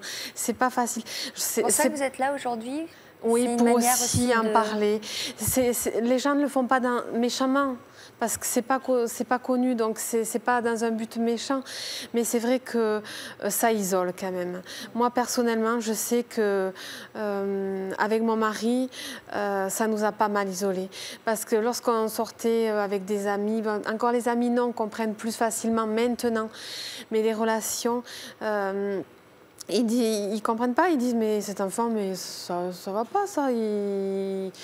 Et donc ça culpabilise, ça me renvoie à mon rôle de mauvaise mère. Une maman doit être nourricière normalement, elle doit. Donc ça me culpabilise, je me sens mauvaise mère, je perds l'estime de moi. Et... Là, ça revient, hein, le début. Hein, oui, c'est vrai. Est-ce que lui, il essaie de s'en sortir? Est-ce qu'il essaie de goûter d'autres choses? Ah oui. Là, depuis que j'ai vu, parce que je regarde tout le temps votre émission, moi aussi, et que j'ai vu, donc qui est apparu sur les réseaux sociaux, qui avait un reportage sur ça, Fabien est donc au courant et il est tout à fait d'accord que je participe à l'émission. Il a envie de goûter des choses nouvelles. Par exemple, la semaine dernière, il a voulu goûter des haricots verts. Mais c'est à un quart de cuillère de café. Il n'a pas aimé. Mais bon, on renouvellera. Il a envie de changer parce qu'il grandit, il a 9 ans et il se rend compte que ça le gêne. Il y a des trucs un peu plus sexy que le haricot vert à lui faire goûter. Ce jour-là, il avait envie de goûter des haricots verts. Bon, je sais pas. Oui, j'ai essayé la purée. Parce que comme il mange les frites, vous savez... Même la purée, hein, c'est pas terrible. Pas trop. Faites-lui goûter du foie gras, du magret de canard. Je vais essayer. Non, je plaisante, il faut vraiment que ça parte de lui. Pourquoi pas? Il faut vraiment que ça parte de lui. Ce soit un choix de sa part. Et favoriser ça. Ok, il a envie de haricots verts, ben testons. Même si c'est pas super sexy des haricots verts. Du coup, il faut que ça parte de lui. Oui, je sais pas pourquoi. Ce jour-là, je vais cuisiner des haricots verts. Il a voulu goûter. Je crois qu'il y a des fois, il faut laisser tomber le pourquoi, la culpabilité. C'est là, hop, allez, on y va. Et voilà, parce qu'après, vous nouez, et puis ça crée un contexte qui n'est pas très favorable. Est-ce que vous aimez bien cuisiner, vous? Eh bien, figurez-vous qu'avant, je cuisinais moyennement bien. Depuis que Fabien est comme ça, je n'aime plus cuisiner, je prends plus de plaisir. Depuis que Fabien... C'est ça aussi, il faut lui donner envie, il faut lui faire des petites recettes appétissantes. Et depuis que Fabien est néophobe, il y a 3-4 ans, j'ai pris 15 kilos. 15 kilos pour compenser le fait... Enfin, je pense que c'est ça. Hein, c'était pour compenser inconsciemment le fait que mon enfant ne mangeait pas. Ce printemps, je me suis repris en main, j'ai perdu du poids. Mais oui, il faut que je me remette à prendre plaisir à cuisiner. Mais c'est vrai que c'est difficile quand on a un enfant qui n'éprouve... Et puis, il est très sensitif au niveau des odeurs. Quand il rentre dans la cuisine, qu'il sent une odeur, mais ça le répugne. Je ne sais pas, ils ont un rapport avec les odeurs, le goût, le toucher, qui est très particulier, comme s'ils avaient une sensibilité exacerbée. Peut-être que je me trompe, mais c'est ce que je ressens vis-à-vis de mon fils. Il y a une curiosité, ils perçoivent les choses et ça pose beaucoup de questions d'une manière générale. Là, vous avez fait la maman kangourou. comme on appelle, on a des modèles comportementaux pour aider les aidants, ce qu'on appelle, et on a des modèles qui dysfonctionnent, et c'est la maman kangourou qui d'un seul coup fait tout pour l'enfant, qui va prendre le problème pour l'enfant, et puis du coup, on continue à l'infantiliser. Absolument. Mais par contre, la maman kangourou, elle, d'un seul coup, s'épuise. Et elle va prendre du poids et va compenser. Le deuxième point le plus important, est dans tous les troubles alimentaires... Alors, vous conseillez de passer de la maman kangourou à la maman quoi? Alors, les deux modèles qu'on essaye de développer, c'est le modèle du Saint-Bernard et le modèle du Dauphin. Alors, le Saint-Bernard, c'est très important parce que c'est celui qui accueille, qui est chaleureux, qui ne juge pas, voilà, qui prend ce qui arrive et qui va consoler en quelque part. Et sans porter de jugement, c'est très important. Hein. D'ailleurs, vous le dites, les amis portent un jugement et du coup, on s'occupe de tout le monde. Et le modèle dauphin? Et le modèle du dauphin, c'est de trouver la juste distance. Il y a des fois, il faut savoir être devant pour montrer le chemin. Il y a des fois, il faut savoir être à côté. Il y a des fois, il faut être complètement en retrait et laisser faire l'enfant. Et en fait, l'aidant doit trouver cette position de dauphin et cette position de Saint-Bernard. C'est le modèle qui nous vient de l'Angleterre, de l'équipe de Maudsley, qui nous a beaucoup aidé dans les troubles alimentaires. Et ce que je veux dire, surtout, n'invitez pas le trouble alimentaire à table. D'accord. Dans toutes les problématiques des troubles alimentaires, n'invitez pas le trouble alimentaire à table, c'est-à-dire que d'un seul coup, si vous modifiez vos comportements, vos repas, et que vous vous adaptez à la problématique alimentaire, vous créez un environnement qui favorise le maintien du trouble. Il faut continuer, en fait, à essayer de cuisiner, et c'est à lui à s'adapter à la situation et il faut sans lui donner mettre envie de en pression. faisant des petits plats sympathiques. Oui. Alors, pas voilà, un pauvre haricot vert qui sort Oui. de l'eau mouillée, surtout s'il n'est pas Et est-ce frais. que je dois... Voilà, c'est quand même pas très appétissant. Pardon. Oui, excusez-moi, je vous ai coupé la parole. Est-ce que je dois en parallèle lui faire, par exemple, ses frites et lui proposer... Parce qu'on en est au stade où on lui propose même plus trop ce que nous, on mange, parce qu'on ne mange pas, nous, des frites à tous les repas. Donc, je dois lui faire à côté ses plats à lui et... Je crois que c'est aussi, c'est ce que je disais à l'instant, c'est maintenir le trouble alimentaire. À la rigueur, ce que vous faites, vous reprenez votre cuisine d'avant, vous essayez de revenir sur cette saveur qui était présente, ce plaisir que vous aviez, parce que vous verrez que ça recréera une dynamique au sein de la famille qui est assez intéressante. Et ensuite, dans l'assiette, vous lui mettez des petites quantités qui pourraient être un peu susceptibles. Puis vous laissez dans l'assiette et vous dites, OK, tu fais du mieux que tu peux, tu vois ce que tu peux faire et tu essayes d'avancer. Et vous essayez de prendre de la distance et vous continuez le repas, de parler de toute autre chose, sans porter un regard. Parce que la problématique, bien souvent, c'est que les parents, l'entourage va regarder, va focaliser dans l'assiette. Et alors là, c'est difficile pour tout le monde. Mélanie, quel impact ça a dans votre vie de couple ? Alors, dans ma vie de couple, c'est un impact où, forcément, je réveille mon mari. Lui, quand il se lève la nuit, il essaie plus ou moins, quand il m'entend, il essaie de me recoucher et autres. Puis, il y a l'impact aussi familial. Le lendemain, je me lève avant tout le monde, c'est difficile. J'essaie de me lever avant mes enfants pour pas qu'ils s'aperçoivent de tout ce qui a été mangé la nuit. Et puis financièrement, ça doit être financièrement, un budget, oui, le budget gâteau est multiplié par 2. Hein. Il y a 2 enfants de plus, en fait, à la maison, c'est moi. Et est-ce que vous avez pris du poids depuis ? Oui, la prise de poids. Déjà, après ma grossesse en 2005, donc mon accouchement, les crises, elles ont été terribles. Puis alors là, la prise de poids s'est installée. Et puis moi, j'ai baissé les bras. Votre mari est là. Vous voulez dire un petit mot ? Michael ? Est-ce que vous êtes conscient de sa souffrance ? Conscient, oui, je le vois au quotidien. Mais j'espère qu'on va pouvoir parler avec monsieur Nicolas tout à l'heure. Qu'est-ce qu'il doit faire, Nicolas ? Quel doit être son comportement ? Le comportement de Sylvain ?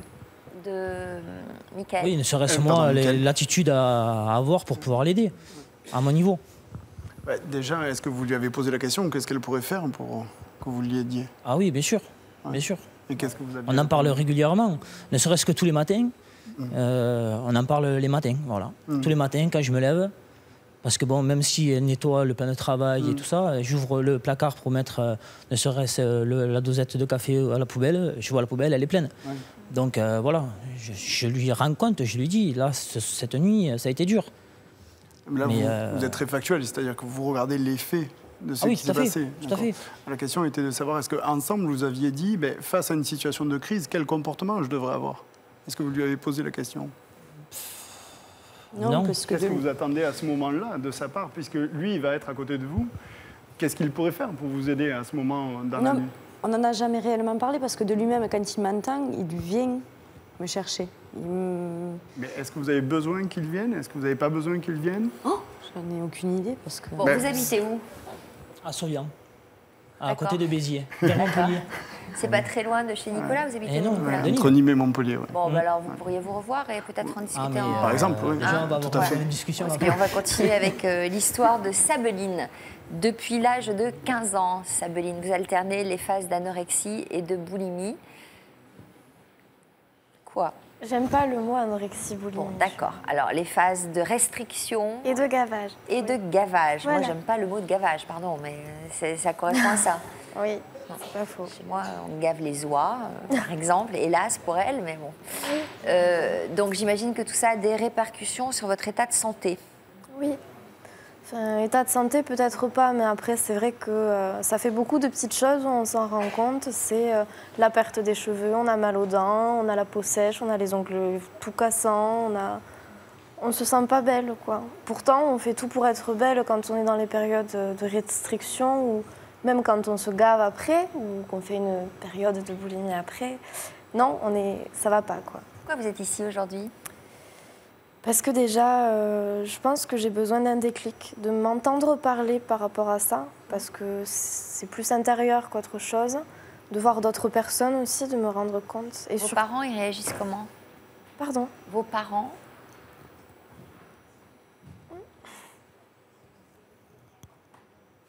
D'accord. Donc il y a quand même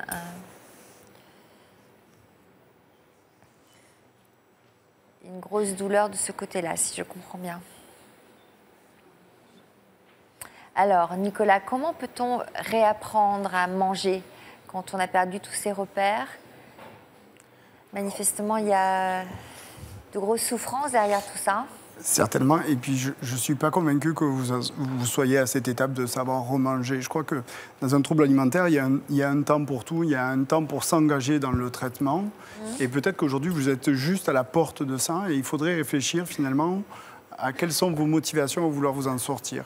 On ne peut pas commencer à travailler, à faire de la thérapie, d'une approche nutritionnelle, tant que l'individu n'est pas prêt à commencer ce travail. On ne peut pas aider tant que l'individu reste un peu derrière la porte. Non, mais ça, je ne veux pas me faire aider parce que je ne considère pas avoir de tort vis-à-vis là-dessus.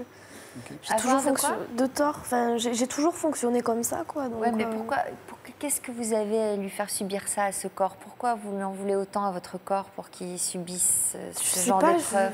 Je ne l'accepte pas. J'ai l'impression que les autres... Quand j'ai pris du poids, j'avais l'impression qu'on m'aimait plus. Et puis moi, je l'aime pas non plus, quoi.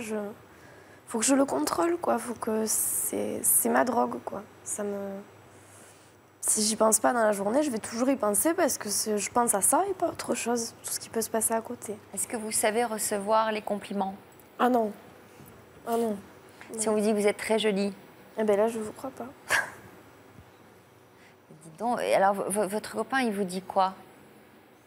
Ben, il me le dit, mais... Qu'est-ce que vous acceptez de lui? Pas grand-chose. Pas grand-chose? Pas grand-chose.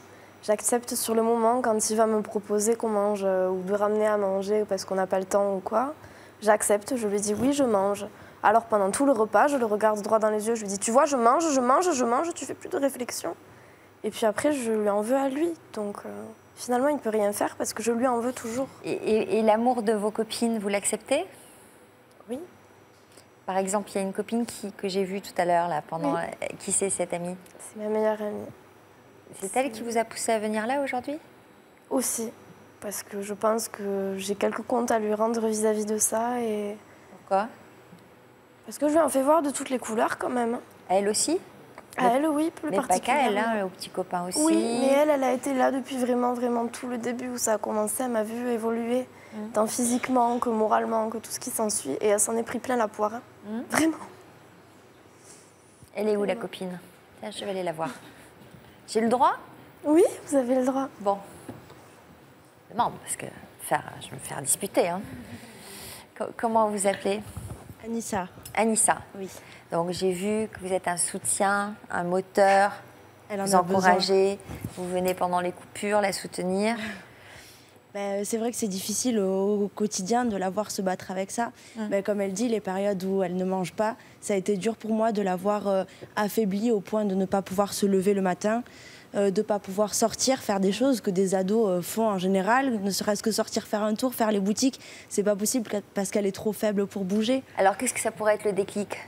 Je sais pas, qu'elle se rende compte qu'au final, il n'y a pas besoin de ça pour être heureux. C'est vous qui l'avez amenée ici ? Non, elle m'en a parlé après avoir pris la décision d'y aller, mais j'ai trouvé ça bien. Bon. Est-ce que vous pensez que ça va être un déclic, cette émission ? Un peu. Alors, vous voyez, ces canapés rouges là-bas, ils vous attendent, dans pas longtemps, hein. On vous attend pour que vous veniez nous raconter que tout est rentré dans l'ordre. D'accord. Promis ? Oui. On s'engage, on top, s'engage. Et on se dit aujourd'hui c'est le déclic. Ça marche. Droit dans les yeux. Droit dans les yeux. Sans regarder en bas, par en dessous. Ça marche. Sûr ? Oui. D'accord.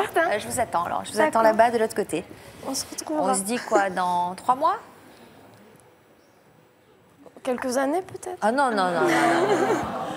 Non, je dis 3 mois. D'accord. D'accord ? D'accord. Allez, je vous remercie en tout cas d'avoir participé à cette émission. C'était courageux de venir sur ce plateau parce que c'est difficile ce que vous traversez, c'est souffrant comme on dit et on en a parfois honte. Donc venir s'exposer comme ça devant des caméras de télévision, c'est pas évident. Merci, j'espère que ça ira mieux et que vous pourrez continuer et poursuivre la discussion avec Nicolas Sahuc. Merci beaucoup. On a coutume de dire que l'une des vertus de toute une histoire, c'est de créer de l'échange entre des invités d'horizons différents. Mais ce qui fait aussi la force de notre programme, c'est notre diversité de tons. Le second volet de notre émission nous offre désormais cette opportunité de pouvoir changer de registre. Donc changement de thématique, changement de décor. Dans l'histoire continue, je vous propose de faire un bond dans le temps avec Julien Dassin qui nous fait l'honneur d'être parmi nous aujourd'hui. Bonjour Julien. Merci d'avoir accepté notre invitation. Je suis ravie de vous rencontrer à nouveau. On a déjà eu l'occasion de se croiser. Jean-Luc Delarue, vous avez reçu le 22 septembre 2008 dans une émission sur l'héritage des célébrités. Nous avions alors, bien sûr, évoqué le souvenir de votre père, Joe Dassin. Vous aviez quel âge lorsqu'il vous a quitté ? J'avais 5 mois. Moi, j'étais vraiment tout petit, j'étais bébé. Donc, j'ai malheureusement pas de souvenir de mon père. Ouais. Donc, je me les crée. Comment ? Je les crée, je les cherche au travers de ma famille, au travers de ses amis. Vous les entretenez, j'imagine. Oui. Alors, il occupait quelle place dans votre vie quand vous étiez enfant ? Mon père a toujours été présent. Pour moi, c'était assez compliqué parce que j'ai un papa comme tout le monde. Sauf que mon papa, je le voyais à la télé, je l'entendais à la radio. Donc, il était omniprésent. C'est-à-dire que même dans la voiture, vous conduisez, vous entendez votre père à la radio, vous le voyez à la télé. Enfant, c'est curieux. Ouais. Surtout quand on n'a pas la chance de la voir à ses côtés dans la vie. C'est encore plus dur. Ça doit être complètement déstabilisant. C'est vous que l'on voit sur cette photo ? C'est moi, oui. Voilà les rares photos que j'ai avec mon papa. Alors, en grandissant, j'imagine que vous vous êtes rendu compte qu'il y a une certaine ressemblance entre vous, non ? C'est assez compliqué. On me le dit que je ressemble à mon papa. Maintenant, moi, ouais. Je sais pas, oui, je vois certains traits. Les autres enfants autour de vous étaient jaloux de la célébrité de votre père. Racontez-nous ça. Quand on était enfant, vous savez, tous les enfants, on se chahute tous, surtout à la petite école, si on peut dire ça comme ça. Ouais. Et oui, le fait d'avoir un papa qui est différent. Tous les papas ne passent pas à la télé. Donc on me disait, mais pourquoi le tien, il est à la télé ? Si tu as une bonne note ou si tu es bien placé ou quoi que ce soit, c'est parce que tu es un fils de... Voilà, c'était des taquineries d'enfants. Qui permettent de s'endurcir ? Oh, forcément, oui, ça endurcit un peu. Bon, on se dit toujours, il y a des questions, on se dit, bon, alors pourquoi, qu'est-ce qu'on va penser ? Donc on est très attentif au regard des autres. Pas plus que ça, mais un peu plus. Alors finalement, vous aussi, vous avez entamé une carrière de chanteur. Comment en êtes-vous arrivé à prendre une telle décision ? J'imagine qu'on doit hésiter quand même, vu la réussite et le succès de votre père. Ça ne doit pas être évident quand même d'aller sur ses traces, sur ses pas. Alors c'est du hasard sans être du hasard. J'ai grandi, j'ai évolué dans un univers musical. Donc la musique s'est présentée tout naturellement, si on peut dire. Mais j'ai rien fait pour ça. Moi, j'étais à l'école, j'ai fait des cours de commerce et de droit. Donc, la musique, c'est rien à voir. Après, et vous avez appris à jouer d'un instrument, quand même? Oui, piano. Piano. En 2008, quand je suis venu dans cette émission, c'était pour présenter un spectacle en hommage à mon papa qui s'appelait « Il était une fois Jodassin », dans lequel j'ai participé. J'ai chanté un titre avec lui, en duo virtuel. Et là, j'ai pris un vrai plaisir et une vraie envie de continuer dans cet univers de la musique. Alors, c'est avec beaucoup de pudeur que vous vous étiez livré sur notre plateau il y a 5 ans. Je vous propose tout de suite de regarder un extrait de votre échange avec Jean-Luc Delarue. Et puis, juste après, nous découvrirons quel projet vous tient particulièrement à cœur en ce moment.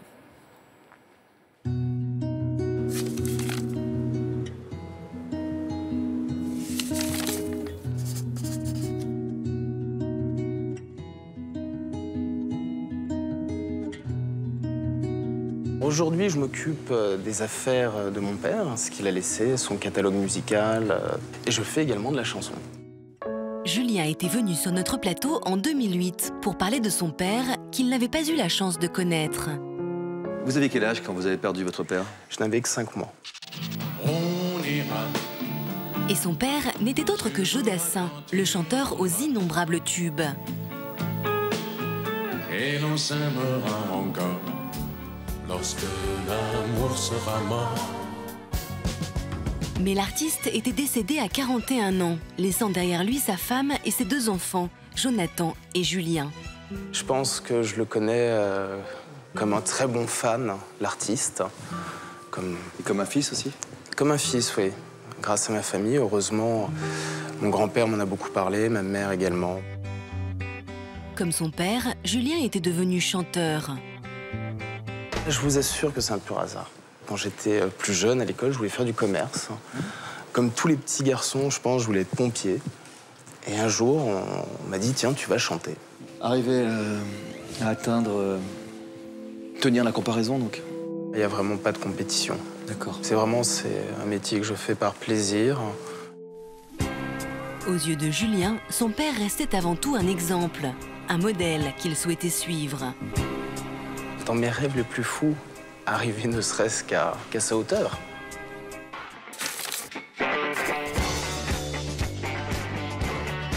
Cinq ans après son passage sur notre plateau, nous retrouvons Julien. Depuis l'émission, il a enchaîné les projets. Depuis 2008, tout a été très vite. En fait, on a eu le spectacle en hommage à mon papa. On a tourné 2 ans avec ce spectacle sur lequel j'ai participé et fait une chanson en duo virtuel avec mon père pour lui rendre hommage. Après, j'ai fait un album qui rendait hommage à mon temps. Tout s'est enchaîné très rapidement. Et maintenant, j'ai participé à l'album d'Hélène. Hélène, c'est Hélène Ségara. Julien a décidé de confier à la chanteuse l'interprétation des chansons de son père, un album qui sortira bientôt.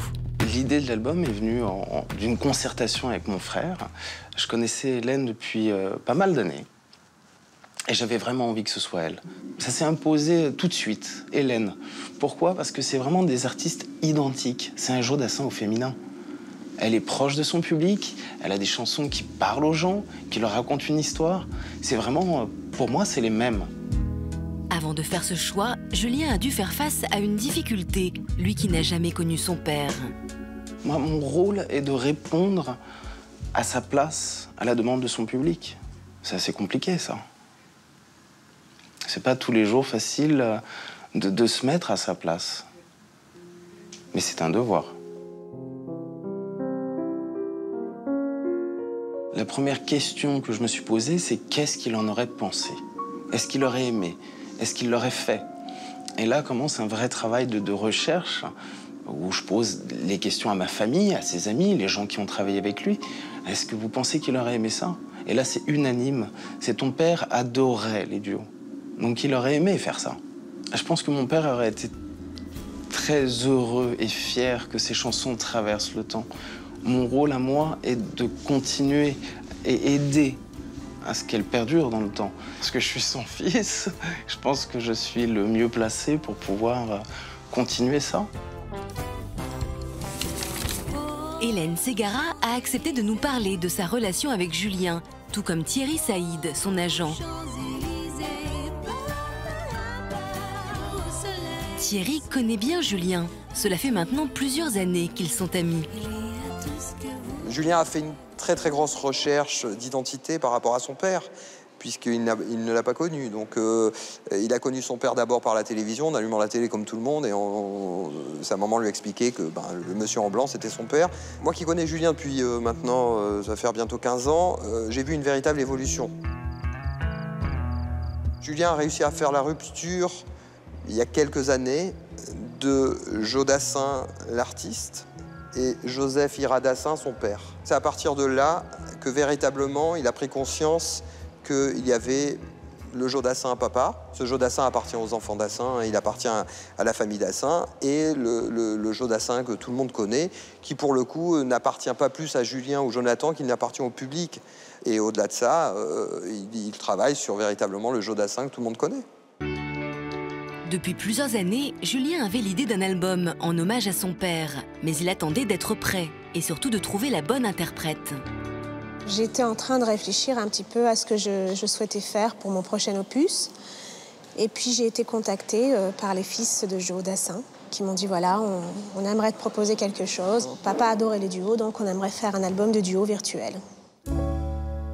Julien, je pense qu'il a été beaucoup dans ma décision. Il y a des choses très très jolies qu'il m'a dites. Je ne sais pas si je les mérite, mais en tout cas, moi j'avais une image de Joe Dassin qui était la bonhomie, la gentillesse, la simplicité, qui sont pour moi des valeurs hyper importantes. Et Julien m'a dit qu'il avait ce regard-là sur moi aussi. Donc j'étais hyper touchée.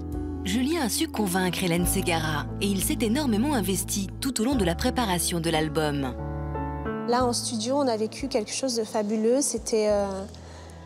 On a des souvenirs de studio parce que Julien était là tous les jours. Donc, il y a des morceaux qu'on a refait 3, 4 fois jusqu'à être convaincus qu'on avait trouvé des choses bien. C'est une responsabilité, mais Julien, il a un rôle de fils avec Jonathan. Leur rôle, c'est de faire en sorte qu'on n'oublie pas leur papa. Et moi, maintenant, je porte un peu de ça avec eux.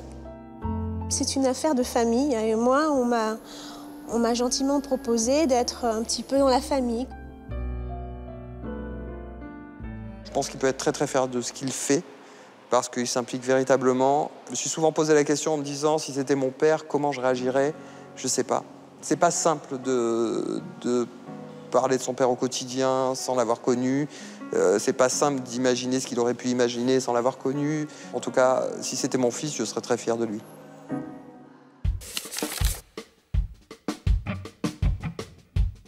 Nous retrouvons Julien en plein cœur de Paris. Et c'est aujourd'hui que sort l'album tant attendu. Ce matin, il a rendez-vous avec le directeur marketing de sa maison de disques, qui fut aussi celle de son père.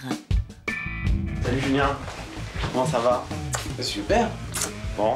Alors, il paraît que les jolies choses à me montrer. Bah oui, ça y est, on y est. Eh ben, c'est top, hein. Voilà. Top, top, top.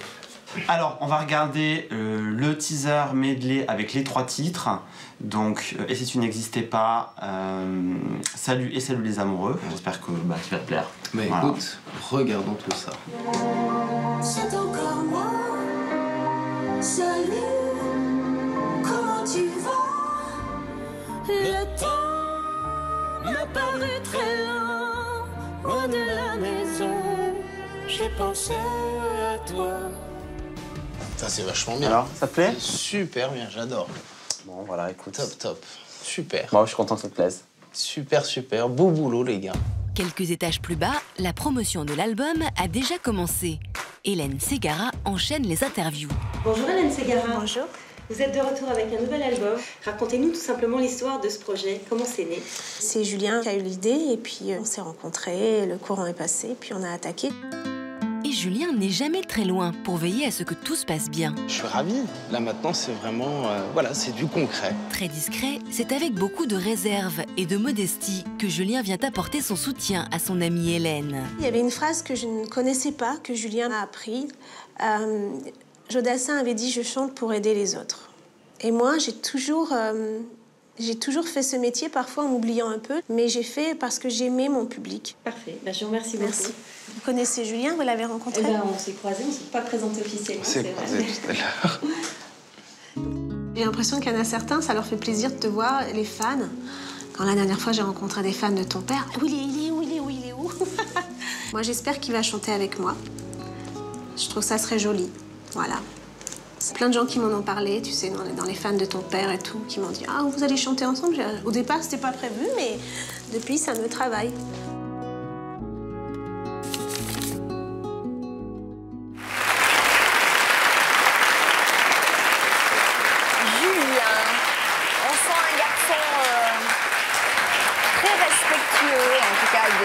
De cet héritage, un garçon très bien élevé. Et vous êtes très touché par ce que dit Hélène Ségara? Oui, parce que je n'ai pas vu ces images, je les découvre aujourd'hui. Qu'est-ce qui vous touche dans ce qu'elle a dit? Un peu de tout. Un peu de tout, c'est vraiment qu'elle dise qu'elle apprécie, que je la compare. Parce que pour moi, Hélène, c'est Jodassin au féminin. C'est la proximité de son public, simplicité, des chansons qui parlent. C'est de la joie de vivre. Et la musique, c'est ça. C'est pour donner du bonheur aux gens. Et c'est complètement... c'est ce que j'ai entendu dire de mon père et c'est ce que je ressens avec Hélène. Il y a quelque chose qui vous a fait tiquer dans ce reportage, c'est quand on dit que vous mettez à la place de votre père. Vous refusez cette idée-là. C'est pas exactement que je refuse. C'est compliqué pour moi d'accepter ça, de l'admettre. Mon père a beaucoup de fans qui demandent encore des choses, qui me demandent beaucoup de choses. À quand un spectacle, un nouvel album? Et c'est à moi de prendre cette décision à sa place. C'est vrai que ça ne vieillit pas, quoi. Ces chansons ne vieillissent pas. Elles restent, c'est ça qui me touche aussi, qu'elles restent et qu'elles traversent le temps. Mais répondre à sa place, c'est quand même... c'est dur. Qu'est-ce qu'il aurait fait? Quand Hélène dit que les fans aimeraient vous voir, ça vous fait quoi, ça? Est-ce qu'on a l'impression d'usurper une place?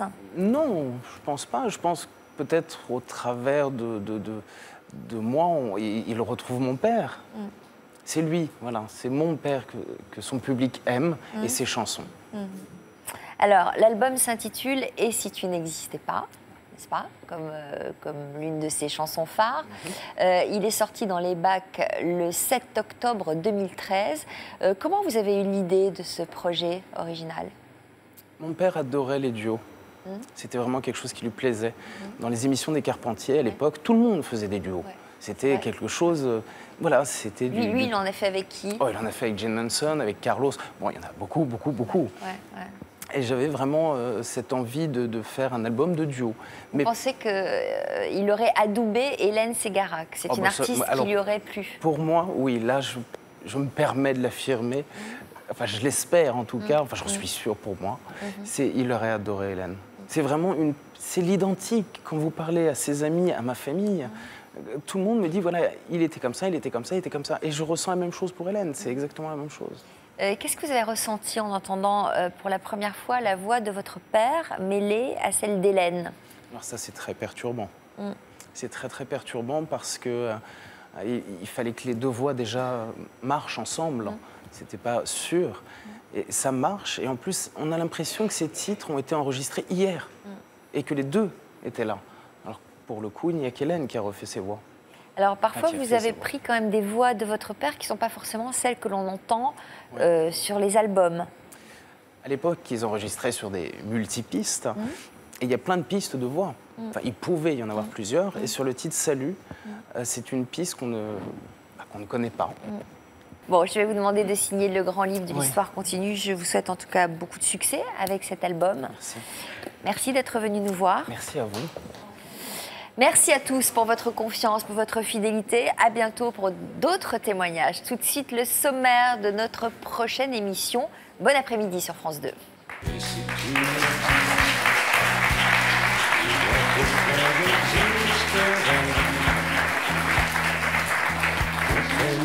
Dans un monde sans toi, sans espoir et sans regret. Ils étaient au plus mal. Je me suis retrouvée seule du jour au lendemain.